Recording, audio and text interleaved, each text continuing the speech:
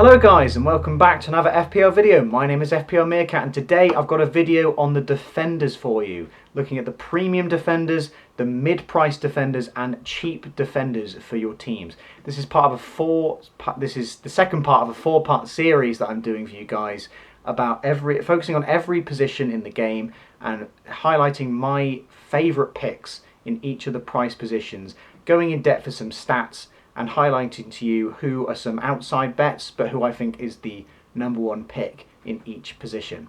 Let's get into it. So up first are the premium defenders. There are only 9 defenders that I would classify as premium in the game, so I've actually had to blank out the last one there. So I've included all of them in the list here. And yeah, so we'll start at the top. Number 1, Alexander Arnold. He's by far the top choice. Even though he's the most expensive by 0.5 million, those stats are just too appetizing. 0.4 expected assists and 0.07 expected goals. He'll get a goal every so often, but assists you're pretty much banking on 1 or 2 every other game pretty much. He's proven time and time again how many points he can get, not only from being in that strong Liverpool defence, but also his attacking potential. I'm sure you guys already know this. And minutes percentage 87%, 83%, sorry, I can't read. He is going to be expected to start most of the games, despite the fact Liverpool have signed Ramsey. I don't think he's going to be anywhere near the level of Tsimikas, so I believe that Alexander Arnold is going to start at least 9 out of 10 games, probably all but 1 or 2 the whole season. He does get subbed off from time to time, but I don't think that's going to matter. I think he's going to comfortably get past the 60-minute mark each game, rack up those bonus points, rack up the assists. He's obviously the number 1 pick. Number 2, I've gone with Cancelo. This is obviously based on the fact, subject to the fact if Cucarella signs for Man City. If he does, I believe that Cucarella will play on the as a left back from time to time, and Cancelo might have to go to the right. Or it might be Cucarella and Walker, and Cancelo gets left on the bench sometimes. I think he's one of Pep's most crucial players, along with De Bruyne, Edison, and now Haaland that they've just signed. I think he's going to be expected to play most of the minutes. 94% last season. I was amazed to see it was that high. It's actually the highest out of anyone on this list, even higher than Van Dyke, who is obviously nailed. Just because he was subbed off so much. Cancelo was really nailed last season, and I believe he will be nailed again, playing in the best defence in the league and having some pretty decent stats. I'm surprised his expected goals is that low, because if you watch Man City's games last season, he did really like to take a shot. I know they're from range, but I'd expect Cancelo to grab quite a few goals this season, and he's my number 2 pick. Number 3, I've gone for Rhys James. As you can see here, number 4 is Chilwell. These two are pretty close, but I think James just edges it if you're looking for a Chelsea defender for a few reasons. I think Chilwell just coming back from an injury is always a little bit of a worry. Only 16% of the minutes last season. It was a really long-standing injury, and I would just like to see how he gets on.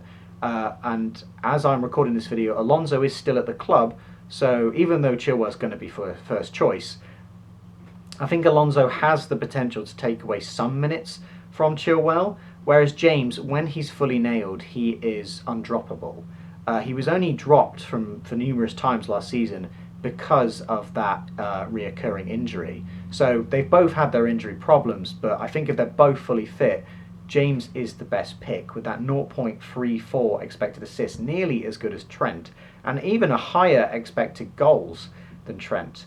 And Chilwell's expected data, even though it looks fantastic, was on a very small scale given the lack of games they played. And I don't think people are taking into account that, yes, if he was to play the whole season, those stats would go down. But those stats were recorded against relatively easy teams. So obviously those stats are going to be higher than if he played the whole season.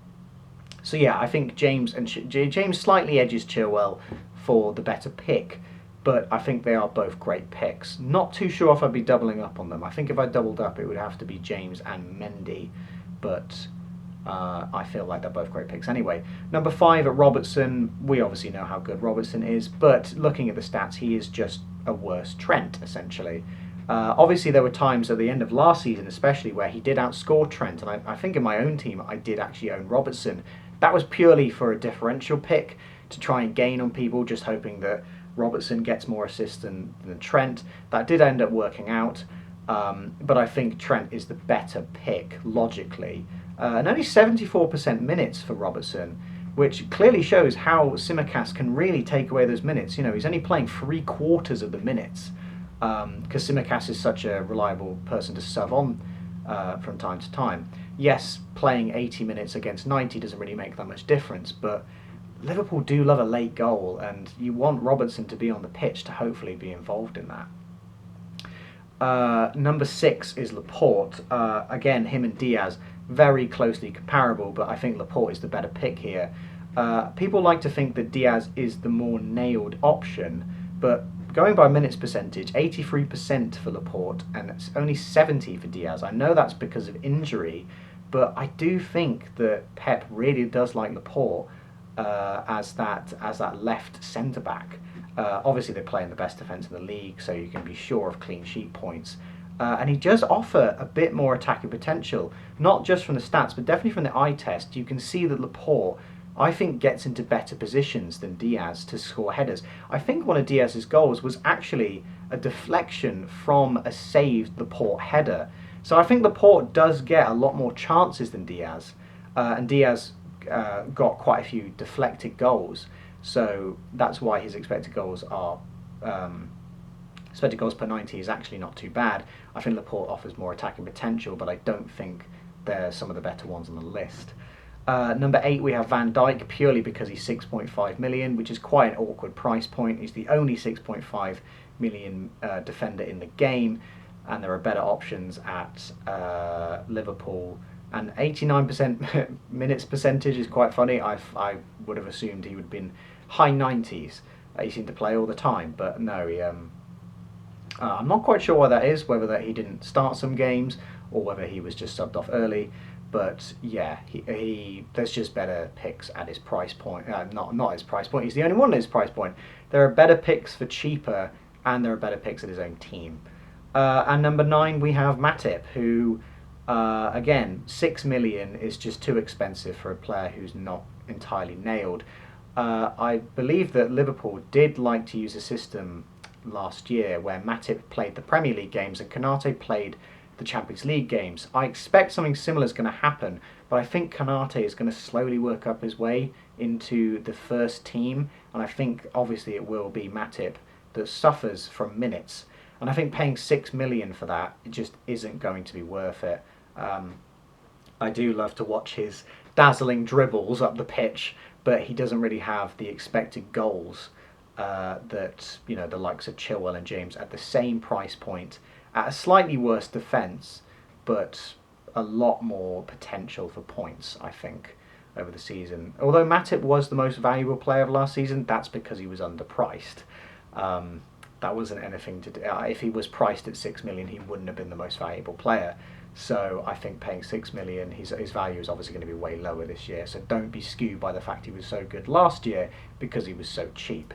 Now I think he's too expensive, and he's probably the worst premium defender out of the bunch, in my opinion. So now we have the mid-price defenders. Now there are a lot of mid-price defenders, so I've only allowed to pick 10 for this video. So I've had to cut some maybe of the more obvious choices here, but I've decided to highlight a few of the differential picks that I've looked into. I've tried to stick to a rule of only having one defender per team if there's too many defenders. So you'll see that the likes of Azpilicueta, Digne, Tierney, Target from Newcastle, and also Varane, Man United, aren't on the list because I've just tried to highlight some of the different players. They might be better picks, but I don't think they're quite good enough for consideration. There's some good differential picks, but I think there are better picks. And as you can see there, number 1 is Perisic by a mile based on the expected data. I know he played at a different club, hence the asterisk there. But he's played under that Conte system before, played as a wing back, incredibly good potential that rivals some of the best defenders in the game. And at 5.5 million, he could be incredible value. And I think you can't miss it at the beginning of the season. I think even if he gets off to a slow start, I think he's going to get so many minutes and so many chances at what seems to be a very quickly strengthening Spurs side. I think he has to be in everyone's team.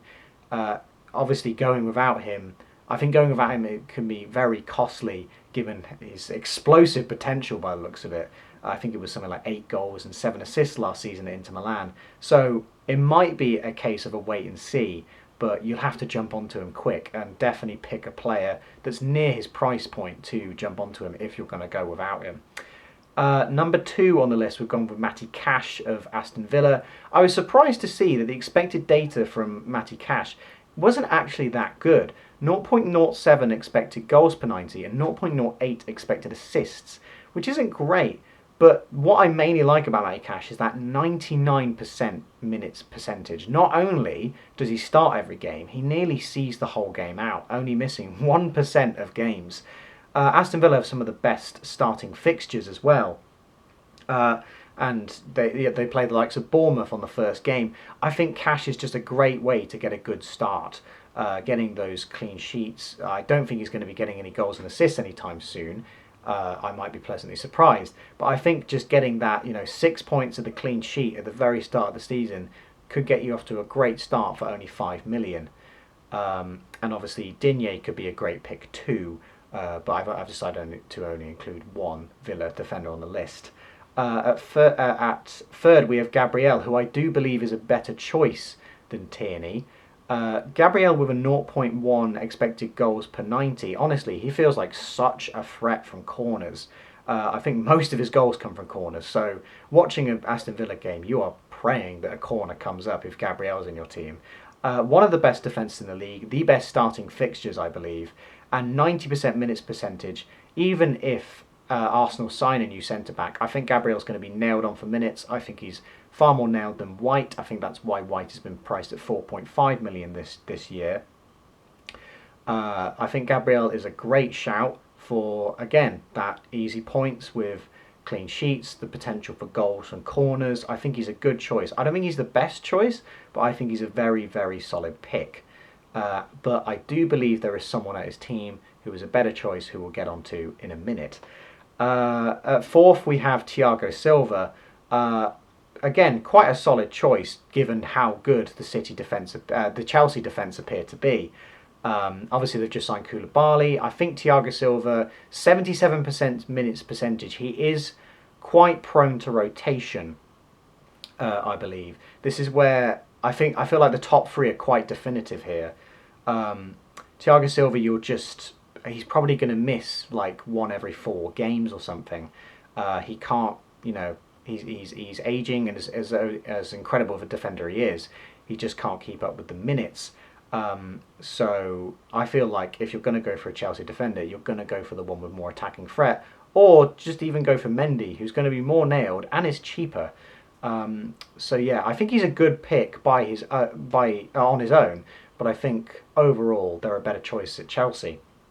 Fifth, we have Cresswell, someone who I feel has gone very under the radar. He was a fantastic asset a couple years ago, and has still got relatively good data. West Ham's defensive data wasn't as good as I expected to be, considering how well they did. But he will get clean sheet points here and there. West Ham's fixtures are, obviously they've got that horrible game first against Man City, but then after that they are pretty decent. And 80% minutes percentage isn't great. I believe that was also due to injury. But again, this minutes percentage is to give you a perception of how many games they start, how early they get subbed off, how prone they are to rotation, injuries, it factors in all those kind of things. I think that's just a better summary than just saying, oh, they played this many games. Oh, by the way, they're hugely prone to being injured. But yeah, I think Cresswell is a good pick. But again, I think there is someone at his own club at a cheaper price who is a better choice. At 6, we have Cucarella. Those are obviously the stats for Brighton. If he was to stay at Brighton, I think if he goes to City, he becomes an infinitely better pick. even at 5 million and prone to rotation, he's not going to play all the time. I think he really suits the Pep Guardiola system, and if you've got a strong enough bench, I think he's just fantastic. He'll be fantastic to have on your team to then be subbed off with someone. 90% minutes percentage, that's obviously, that should have an asterisk there actually, because he might not get as many minutes if he goes to City. But yeah, I think he's a fantastic pick. Doesn't have as much attacking potential as I thought. He might get more at City, but that's only if he's going to replace Cancelo, which I think is very unlikely, because I think Pep likes to have an attacking fullback and a defensive fullback. So Walker played very defensively, so I think if he's on the pitch with Cancelo, I think Cancelo's going to be the one bombing down the wing, and Cucarella's going to be the one holding back. Although I could be wrong. Cancelo's attacking potential might be threatened by Cucarella, but we'll wait and see. 7, we have Kyle Walker, who I believe could be a solid pick with that fantastic City defensive line, but his potential for attacking returns just isn't strong enough, and only 51% minutes percentage last season, even without the threat of Cucarella. I just don't think he's worth the pick. I think if Cucarella goes to Man City, he becomes a better pick than Walker. At 8, we have Trippier, who is relatively low down. You might think is quite low down on the list, but again, Newcastle's fixtures aren't actually that favourable. It looks great having 2 green fixtures right off the bat, but they're only good if you've got someone to rotate with in game weeks 3 and 5, because they're playing Man City and Liverpool, and you're not really going to want to play him against that. He's going to have very low potential to get any attacking returns or clean sheet points. So that 45% minutes percentage, that is from his time at Newcastle during January. So all the games he could have physically played since joining the club, he played 45%. Obviously because he got injured. I think due to the fact he's injury prone has lowered my ranking of him as well. At 9 we have Christiansen. You might see these last 2 picks as quite out there choices, not what people are really thinking about, and looking at the data I can kind of see why. Obviously Leeds have a horrendous expected goals conceded stat, so you're not really going to be getting many clean sheet points from him, but his attacking data was great. I believe for RB Salzburg he played for. He could be a really good attacking option, and I believe that Ayling is still at the club, so I don't know what's going to happen in terms of his minutes, but he could he's definitely someone to keep your eye on. He could rock up with a goal game week 1 and against Wolves, and then all of a sudden everyone's talking about him. But yeah, he is just someone I thought I'd highlight there. And at 10 we have Canos, who is an interesting pick given that he's now been reclassified as a defender playing at a wing-back role. And his expected goals per 90 is some of the best in the now defenders. So again, someone to keep your eye on. I believe he's either injured, he's red flagged, so he's either suspended or injured for the first game. But again, someone to keep your eye on. But 61% minutes percentage, he'd have to be nailed, I think, to be in anyone's consideration. But that Brentford defence and the attacking potential is a pretty good mixture, and I believe that the Brentford defence is quite a good choice, given one of the defenders who's going to be on the next section of the video, which we're about to go to. So lastly, we have the cheap defenders, the 4.5 million options. And as you can see here, there is a huge variety here. There's a huge variety of nailed-on players, of attacking potential, of a little bit of both, of attacking potential but good defence, attacking potential bad defence, I mean. And there's obviously quite a few names missing on here who I will get to.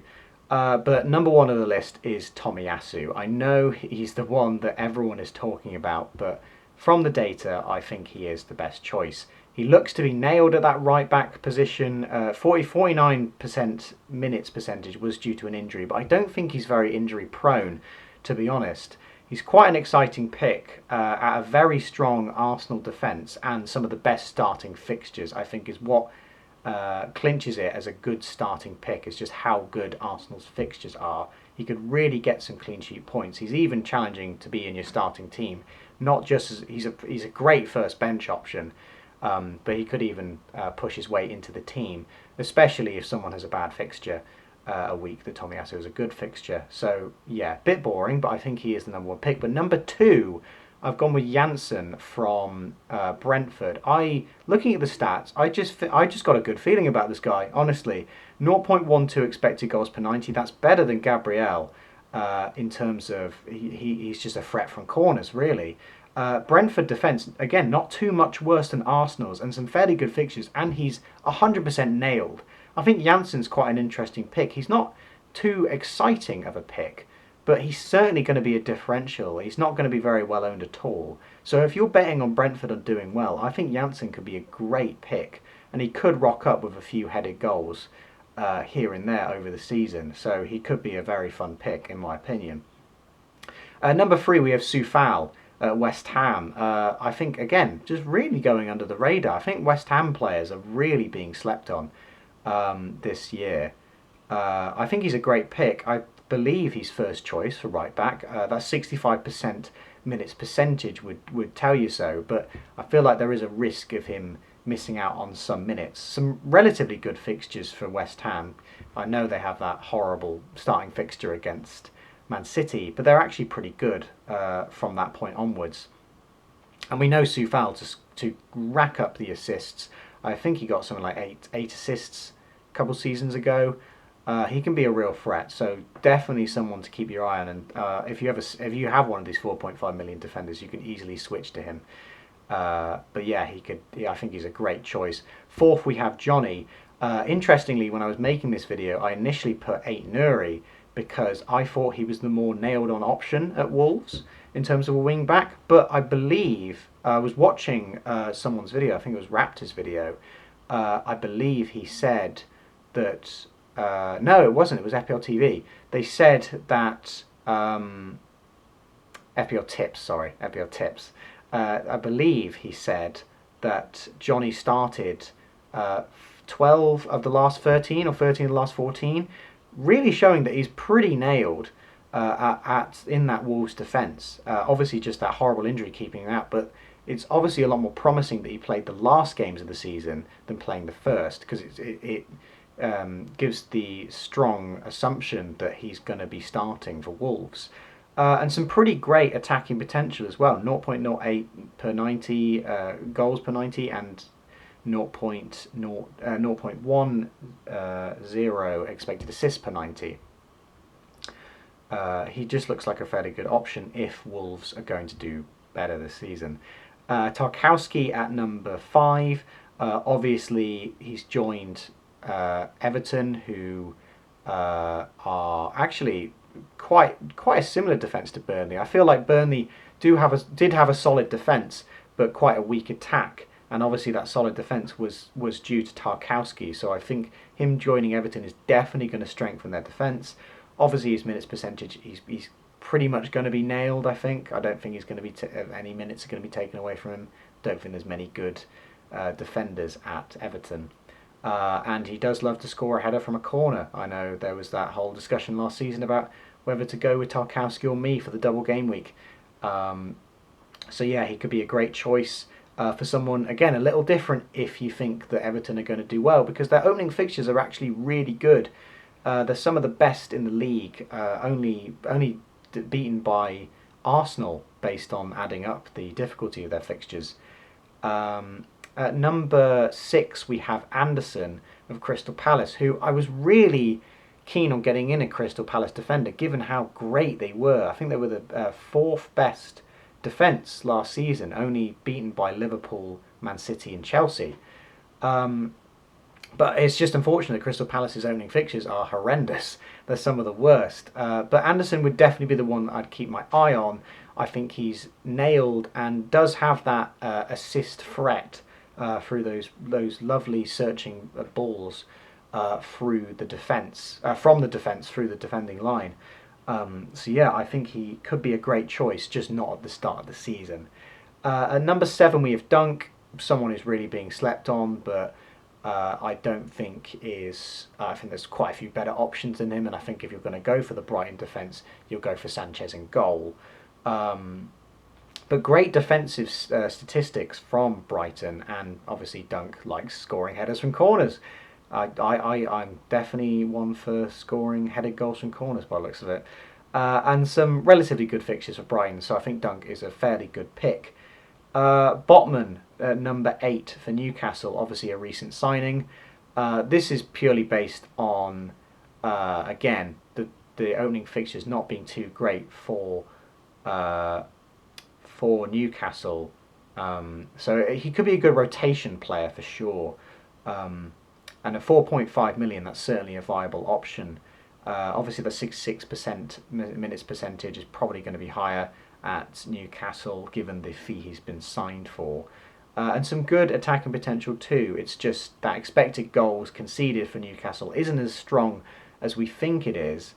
I know they've signed an entirely new defensive lineup, but I think we just have to wait and see how good it is. And obviously they've just signed Pope as well, Nick Pope, for Newcastle. But yeah, we'll just have to wait and see on that. Walker Peters at 9. I really like Walker Peters. He was in my team a couple times last season. But again, the starting fixtures for Southampton are just not very good. He's not entirely nailed. He will start the majority of games, play the majority of minutes, but he's just not fully nailed.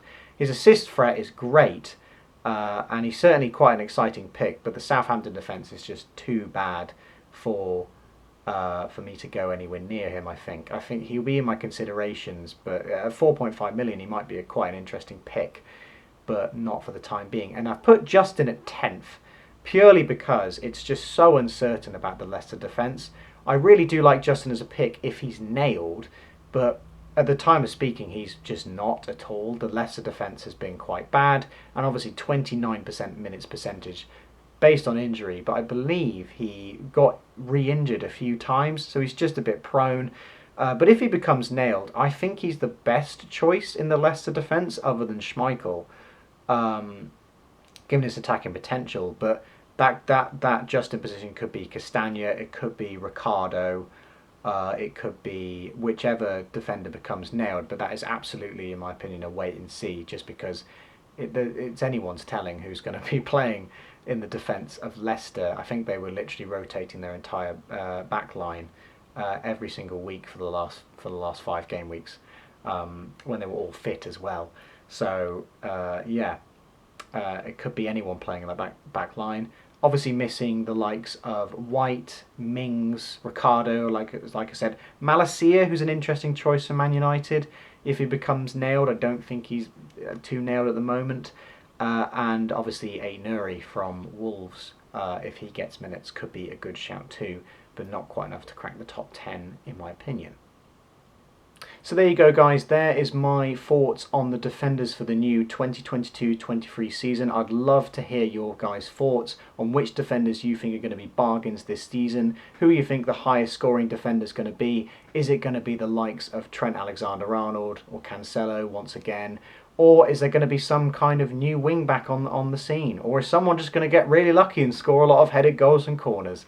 Please let me know your thoughts in the comments below, and I'll see you guys in the next video.